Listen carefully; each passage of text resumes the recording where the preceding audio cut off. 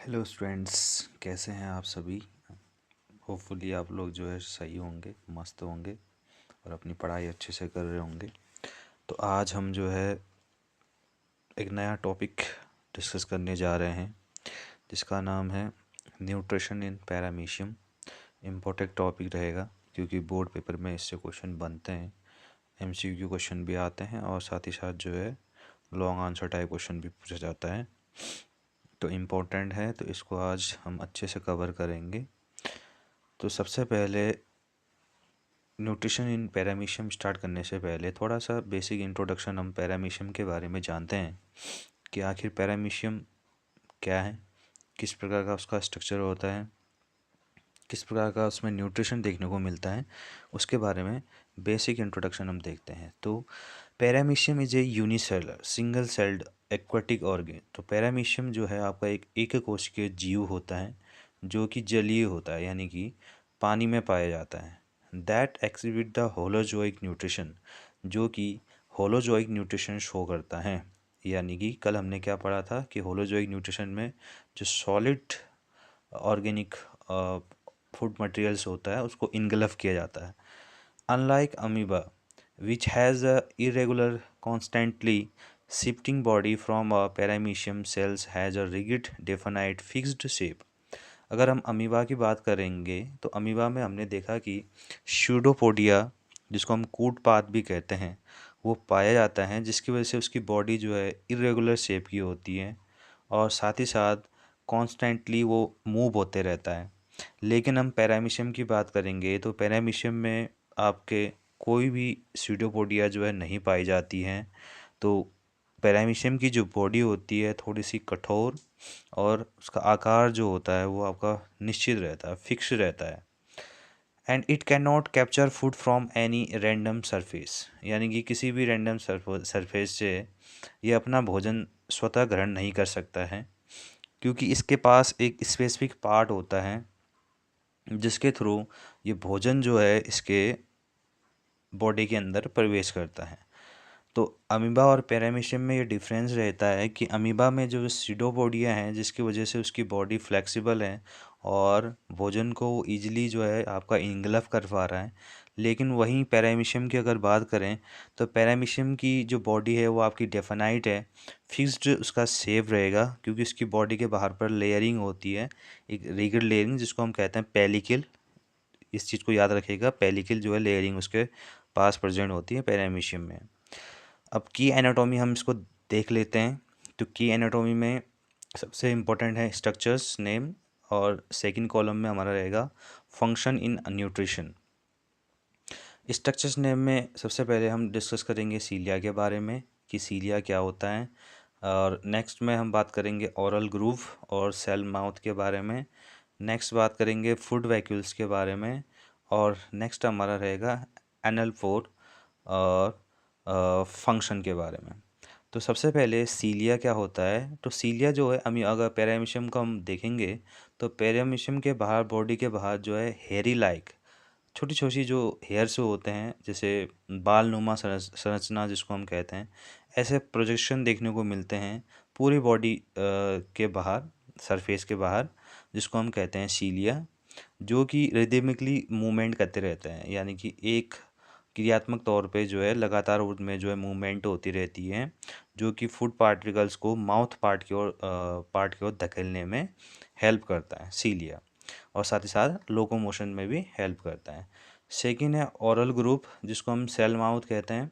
The designated specific spot और opening where the food enters the cell, यानी कि आप हम इसको अगर आम तौर पर कहें तो ये माउथ पार्ट होता है किसका, पैरामीशियम का। Oral group mouth like structures होता है पैरामीशियम में।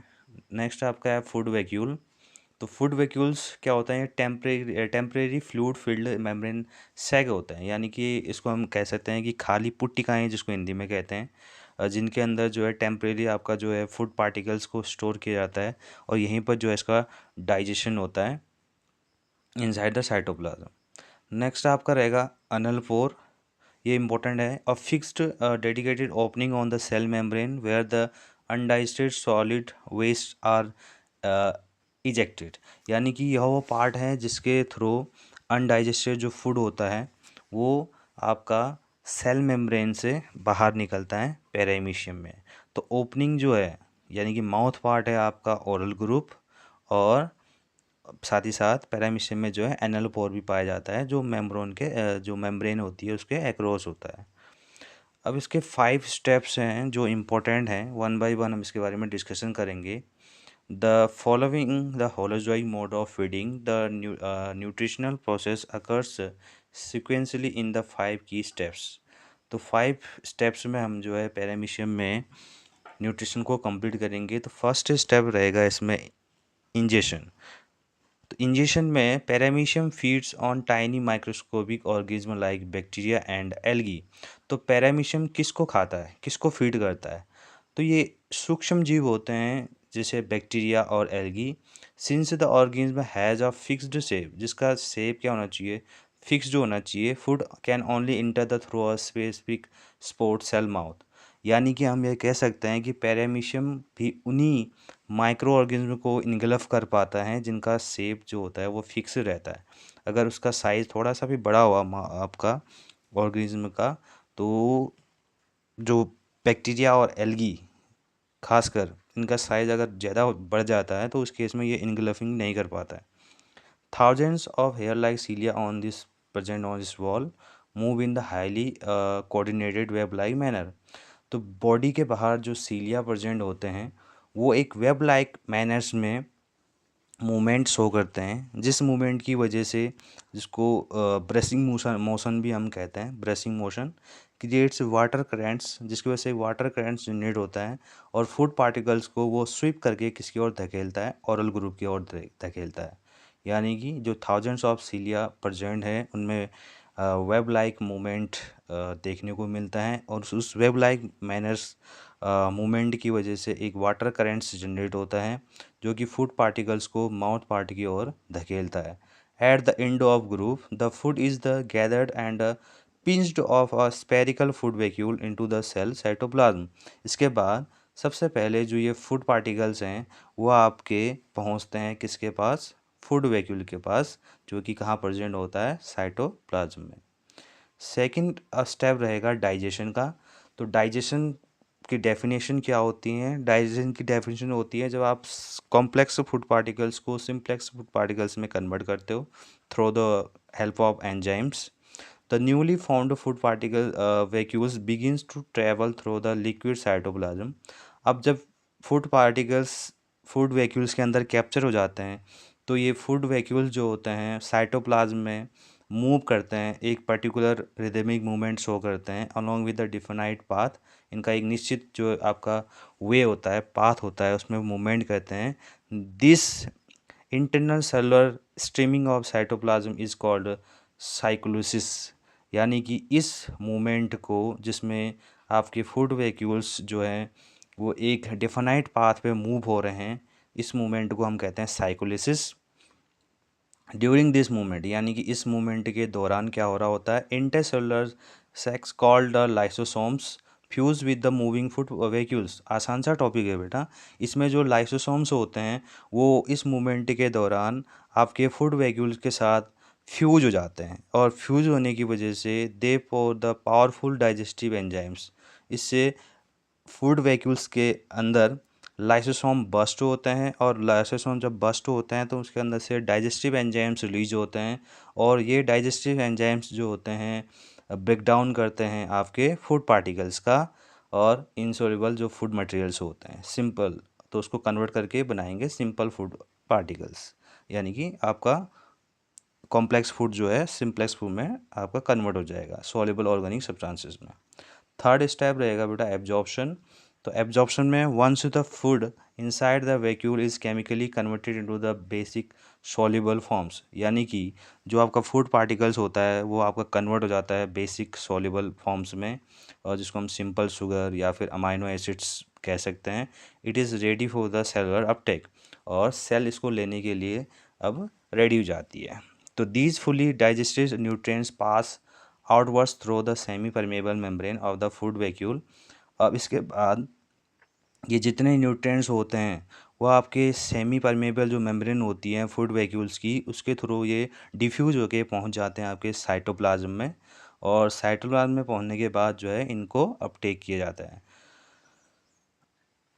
इसके बाद साथ ही साथ जब इसके अंदर से यानी कि फूड वैक्यूल्स के अंदर से आपके जितने भी आपके ये फूड पार्टिकल्स थे जो कि आपके न्यूट्रिएंट्स में कन्वर्ट हो चुके हैं, ये इनके बाहर निकलने के बाद जो आपके फूड वैक्यूल्स होते हैं वो आपके प्रोग्रेसली सिंक्स हो जाते हैं, यानी कि आपका छिद्र हो जाते हैं, सिकुड़ जाते हैं। फोर्थ स्टेप रहेगा बेटा असाइमिलेशन। तो असाइमिलेशन में the absorbed nutrients floating in the cytoplasm are systematically distributed across the entire body of the cell. तो डिफ्यूजन जब होता है तो उस केस में सारे फूड न्यूट्रिएंट्स बाहर निकल के साइटोप्लाज्म में पहुंच जाते हैं, और साइटोप्लाज्म में पहुंचने के बाद वही सिस्टमेटिकली क्रमबद्ध तरीके से जो है पूरे इंटायर बॉडी में सेल के पहुंच जाते हैं। The cell assimilates utilize these molecular nutrients for the two main jobs. First, breaking them down during the respiration to produce metabolic energy. तो मैंने आपको बताया था पिछली क्लासेस में कि जब रेस्पिरेशन होता है तो उस केस में जो ग्लूकोज होता है उसका ब्रेक डाउन किया जाता है और एटीपी का फॉर्मेशन किया जाता है, adenosine triphosphate. They are the energy molecules and second using them as a building materials. और जो चीज़ें बच जाती हैं और सेकंड पर्पस रहता है इसमें कि building materials for the cellular growth में हेल्प करेंगे। जो आपकी सेल होती हैं उसकी जो रिपेयरेंस मेंटेनेंस उसमें इस एनर्जी का यूज किया जाएगा, और साथ ही साथ preparation of the cell division और जो कोशिका जो विभाजन होता है उसके लिए भी इस एनर्जी को स्टोर किया जाएगा। तो असाइमिलेशन में क्या हो रहा है, असाइमिलेशन में जो फूड न्यूट्रिएंट्स हैं वो पूरे बॉडी इंटायर बॉडी तक पहुंच रहे हैं पैरामीशियम के, और जो सेल है उसको अपटेक कर रही हैं। अपटेक करने के बाद जो एनर्जी मॉलिक्यूल्स हैं उनका फॉर्मेशन होता है through the process of glycolysis, और इसके दौरान जो है जितनी भी सारी एनर्जी मॉलिक्यूल्स होते हैं वो एटीपी के फॉर्म में यहाँ पे कन्वर्ट होती हैं, और एटीपी जब बनती हैं तो इसका इस्तेमाल जो है बिल्डिंग मटेरियल्स और सेलुलर ग्रोथ और रिपेयर और सेल डिवीजन के लिए किया जाता है। फिफ्थ स्टेप इसमें रहता है बेटा आपका इजेक्शन। तो इजेक्शन में का मीन्स होता है जो अनडाइजेस्टेड फूड पार्टिकल्स होता है उसको बाहर करना।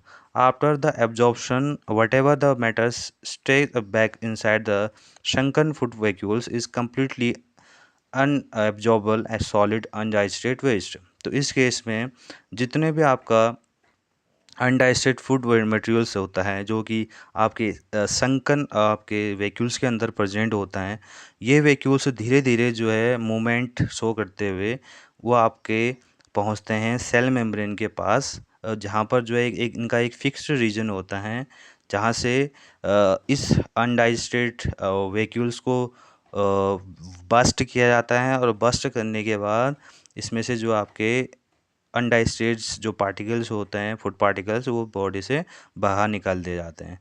तो एक फिक्स रीजन होता है जहाँ से इनको बाहर किया जाता है, तो उस पार्ट को हम कहते हैं एनल पोर, और एनल पोर के द्वारा ही जो है आपके शंकन जो वैक्यूल्स होते हैं और इनके साथ जो आपके अनडाइजेस्टेड फूड पार्टिकल्स होते हैं वो इससे बाहर निकल जाते हैं।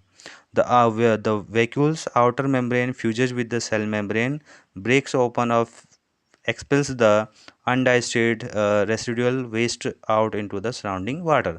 और यहाँ से निकलने के बाद जो आपका अनडाइजेस्टेड रेसिडुअल वेस्ट होता है जो कि आपके संकन वैक्यूल्स में प्रेजेंट था वो आपके वाटर के साथ जो कि चारों तरफ प्रेजेंट होता है पैरामीशियम के, उसके साथ मिक्स हो जाता है। तो बेटा ये आसान सा टॉपिक था, आई होप आप लोगों को ये समझ में आया होगा। मिलते हैं नेक्स्ट टॉपिक में। तो इसके साथ साथ इस टॉपिक्स के अंदर जो इम्पोर्टेंट क्वेश्चन है वो भी हम डिस्कशन करेंगे बाद में। तो आप लोग तब तक इसको लिखिए, पढ़िए और मस्त रहिए। Thank you.